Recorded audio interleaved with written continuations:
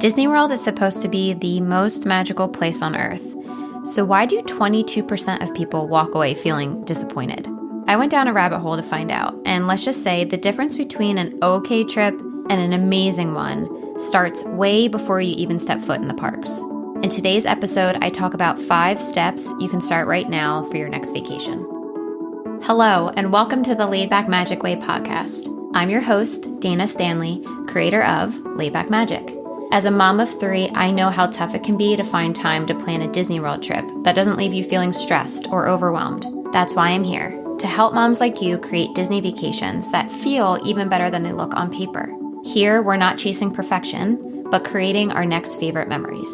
So whether you're brand new to Disney or looking to go deeper into the details, this podcast is your go-to for simple tips, mindset shifts, real-life trip recaps, and expert insights to make your trip magical and manageable. New episodes drop every Monday, so be sure to subscribe so you never miss a moment. Okay, let's dive in. Picture this. You told the kids you're going to Disney World, and they lost their minds. They've been talking about it at the dinner table, on the way to school, and climbing into bed at night. So you're in full dreaming mode right now, where you're going to stay, the memories you want to make, the characters you want to see, and it's all really exciting. But now you're sitting here thinking, okay, but what am I supposed to do? You know that Disney World is magical, but that it's not like a book it and forget it type of trip where you just pick a resort, book the flight, and show up. You know that you need to put in a little bit of work to get the trip that you're expecting. I found an interesting fact when researching for this episode. There's actually a way to measure how people feel after their Disney trip. It's called the Net Promoter Score, or NPS, and it sorts people into 3 buckets. First are the promoters, and this ends up being 60%. And these are people that loved their trip and are encouraging people to do the same thing that they did.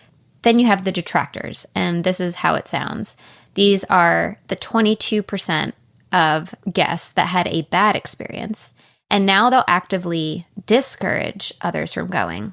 I feel like promoters and detractors, you know both of these people. You've probably had both of them at like a family barbecue. And it is kind of polarizing how one can have such a good experience and one can have such a bad experience. And then you have the people in the middle, and this is 18%, that didn't love it, didn't hate it. They just kind of feel neutral to it. And to put it in perspective, the NPS scale is from a negative 100 to 100, and Disney scores at a 36 versus somewhere like Six Flags that scores lower at a 13. So my first thought is, wow, like 60% promoters, 36 NPS score, that's amazing. Like that's really good news for those of us that are going to Disney World.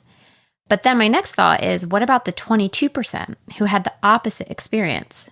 What made their trip so different? What makes a dream trip that you want to do again versus a trip that you say never again? I believe it starts before the trip even begins, before you book anything. So today we're going to talk about 5 things that you can do right now to plan the best trip possible. And these are things that most people won't even think about. Number 1 is to set an intention. I know this might sound a little like out there, but hear me out. When the new year rolls around, we hear about vision boards, manifesting, and goal setting. And it's been proven that people who set goals, which is really just another word for intention, are 10 times more likely to reach that goal. And people who write down their goals are 42% more likely to achieve them. And when I hear these stats, I can't help but think to apply it to a Disney World trip. I am a total stress ball, so this is something that I started doing for my own trips, and that's asking myself, what feeling do I want my family to come home with? Because when you start to ask this question and you keep asking it, it cuts out the noise and will help you make all the decisions about your trip, from your resort to the dining that you pick, and even lightning lanes that you pre-book. So here are some prompts to get you started. My vacation will be worthwhile if blank. If I could fast forward to looking back on this trip, I hope I'll say, wow, I'm so glad we blank. The most important thing is for my family to have feelings of blank. This trip will be a success if at the end of the day, my family feels blank. So maybe your intention is to have an escape or feel connected, or it's just to get your daredevil kid on some of those big rides. If you have a large group, this is really helpful because you can have intentions of spending time with grandma and grandpa or welcoming a new baby into the family and like getting into the groove of things. And then for each step of your planning, you can ask yourself, does this support my vision or intention? And this will help guide decisions later, like how much park time you actually need or what experiences are non-negotiable. And I would argue that even setting these intentions ahead of time can end up saving you money by helping you focus on what truly matters. And if you get stuck about these things, you could think back to your favorite moments from past vacations or even your camera roll. What are the things that you look back on the most? If it's your kids holding hands or being at the beach or introducing your kid to new fun snacks. To help you get started, I created a free journal to help you set clear intentions for your Disney trip. It will walk you through these questions that we talked about today and some more so that you can plan a trip that's actually magical for your family. It'll help you come up with your own manifesto for your trip. So your biggest priorities like, we will not rush from ride to ride, or we will eat all the Mickey-shaped snacks. And there's also a post-trip section so that you can reflect on the best moments, including kid-friendly little prompts that'll make a perfect little free souvenir for you to treasure and hold on to after the trip is over. Download your free copy at laidbackmagicway.com/journal. Okay, so on to number 2 is to expect the worst and hope for the best.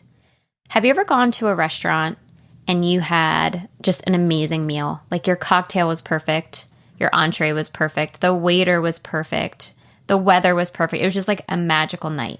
And you hype up the restaurant to your friends and you make a reservation for you all to go back. And then you're like completely underwhelmed. And you almost like end up apologizing to your friends. Like, I don't know, it's just like better last time. Or my steak was cooked better last time. The difference was your expectations. The first time you went in, you probably had no expectations at all because it was a new restaurant. And then when you go back, your expectations are super high. Now, I'm not saying to lower your expectations when it comes to Disney World because you're spending thousands and thousands of dollars and you should be guaranteed a good experience. But there is value in knowing that things won't always go according to plan. That way you're not caught off guard. If there's one thing you remember from this episode, it's this. Something will go wrong. I don't care if it's your first trip or your 250th trip. Something is going to go wrong on your vacation. And I could list off things that have happened to us that are completely out of our control, from hurricanes to food poisoning. I mean, I've literally had a bus get lost on its way to Magic Kingdom. It doesn't make any sense, but it happened. Here's what I would keep in mind for 2025 specifically. First is that there's just a lot of new experiences, lounges, and attractions down for refurbishment. It's exciting to have new things coming, but that does mean construction walls, cast members just getting used to new protocols, potential hiccups of just like new things, figuring out the kinks, and just having more patience for those new things and things being closed. Another thing is that ride breakdowns are just increasing year over year since the closures in 2020, especially if you're visiting in the summer and outdoor rides could close for rain and then some indoor rides just close for no reason and you have to wait for them to come back up. I guarantee you on your next trip, you will be headed to a ride or on a ride and it will unexpectedly break down. It will come back up, but it is something that's just kind of, there's no other way to say that. It's just annoying.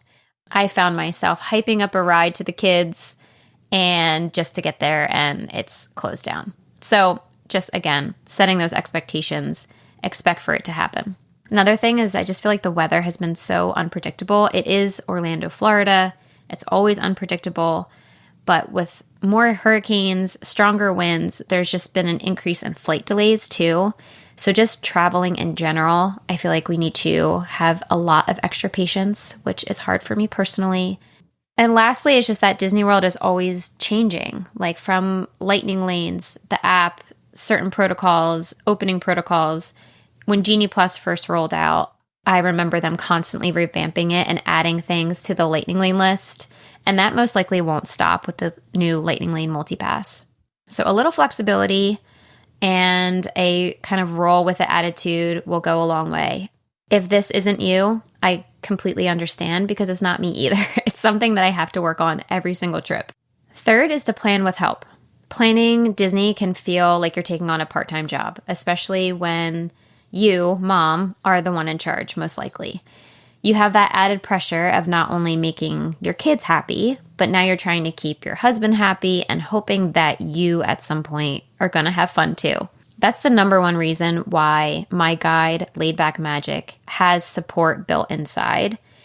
The guide itself has simple, organized steps so that you're not missing any details, but I knew that it needed more than that. Sometimes you just want feedback. Like you decide something and now you're sitting in bed trying to fall asleep like, oh, should I book this lunch or that dinner? Which one is better? What should I do? You're making so many decisions. It's nice to just bounce ideas off someone that's been in your shoes.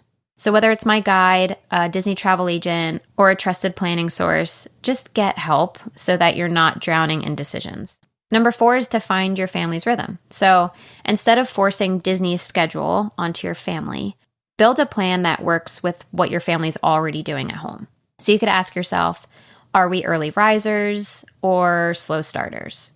Do we do better on like a structured routine or just kind of more spontaneity going with the flow? Can our baby handle late nights or are they like freaking out by 8 p.m.? So for example, if your kids are not morning people, don't book a 7:30 a.m. character breakfast at Topolino's that you have to book an Uber for. If your toddler naps at noon, don't schedule a Bippity Boppity Boutique for their big sister at the same time, hoping that they'll take a stroller nap, because I promise you that will be like the one nap that he skips is the one that you're depending on. It's vacation, so obviously your routine is going to be super different, but you can kind of hold to the same sleep times, meal times, so that they're not completely thrown off. And lastly is to decide what you're saying no to. So now that you've set an intention, your expectations, found your family's rhythm, and you're planning with help, saying no becomes a lot easier. So now when you see a viral must-do on social media, you can ask yourself, does this actually fit into our priorities? Sometimes when I post on Instagram about just doing less in general or saying no to things, I'll get a handful of messages along the lines of, why would you only do, 1, 2, 3 when you're paying to be there? Like, I'm not going there to be chill. I'm spending so much money and I'm going to get the most out of it. But here's what every Disney pro knows, that skipping breaks because you paid too much to rest is just going to leave you exhausted and burnt out. You will pay for it with a tantrum kid, or I don't know, you're crying in the bathroom for whatever reason, tensions are high. It will happen if you're cramming too much in. Have you ever heard someone say like, oh, I need a vacation from my vacation? Which I'll admit I have said that before because Disney World is like not known for being a relaxing vacation. But that's usually because they didn't build in any downtime. Like they're actually exhausted when they get home. It's good to remember that anything you say no to is you saying yes to something else. And that could be the thing that you and your family remember the most. Or thank goodness we canceled that dining reservation. Or thank goodness we skipped that park, because then we wouldn't have had the chance to do that thing that we loved. I recently read an article, and I'll link it in the show notes, where the mom planning for Disney World said, like, I spent so much money and I still felt like I wasn't doing anything right. And by the end of the article, it wrapped up by her realizing that the magic happened in the really mundane moments, like her daughter chasing a lizard and eating takeout on the resort couch. Everyone ends up having a story like that when they come home and it ends up being the thing that they never planned for is their favorite thing. Because when you're not just checking things off a list of we're going to do this and then this and then this, you're setting yourself up for a trip that actually feels good while you're in it. I hope this episode was helpful, and if any of this resonated with you, send it to a friend who's deep in Disney World planning mode and could use this reminder. To help you start on the right foot with your trip, you can download that free journal at laidbackmagicway.com/journal. Thank you so much for joining me on this episode of the Laid Back Magic Way podcast.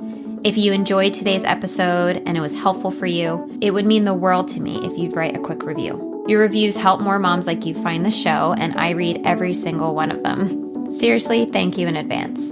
You can find me on Instagram at Somewhere Worthwhile, and I'd love to hear from you there. DM me if you have any questions about this episode or what you'd like to see in future ones. Until then, keep planning for your next favorite memory, and I'll see you next time.